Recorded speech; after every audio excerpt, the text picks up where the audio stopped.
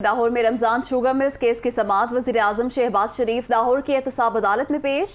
अदालत की CCPO को केस का मुकम्मल रिकॉर्ड पेश करने की हिदायत।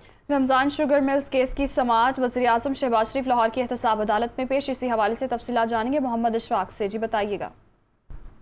जी बिल्कुल, लाहौर की एहतसाब अदालत में रमजान शुगर मिल आशियाना हाउसिंग स्कैंडल दीगर रेफरेंसेस केस की समाअत हुई है और इस हवाले से वज़ीर आज़म शहबाज शरीफ एहतसाब अदालत में पेश हो गए हैं। और इसके साथ साथ वज़ीर आज़म शहबाज शरीफ के वकील अमजद परवेज की मुस्तकिल हाजिरी माफी की दरख्वास्त पर दलाइल जारी हैं। एडवोकेट अमजद परवेज ने मौका इख्तियार किया कि शहबाज शरीफ के हवाले से शहबाज शरीफ की जगह प्लेटर मुकर्रर किया जाए ताकि केस चलता रहे।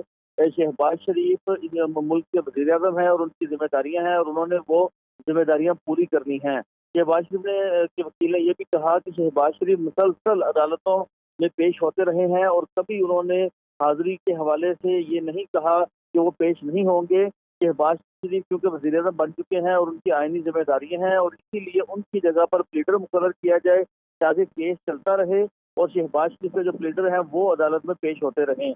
इस वक्त लाहौर की एहतसाब अदालत में एडवोकेट अमजद परवेज के दलाइल जारी हैं। कुछ ही देर बाद अदालत आज की समाअत से मुतल्लिक हुक्म जारी करेगी। वज़ीर आज़म शहबाज शरीफ की एहतसाब अदालत में पेशी के मौके पर अदालत की सिक्योरिटी इंतहाई सख्त की गई है। किसी भी गैर मुतल्लका शख्स को अदालत की जानिब आने की इजाज़त नहीं दी जा रही। जी बहुत शुक्रिया मोहम्मद इशफाक, आपने अपडेट किया।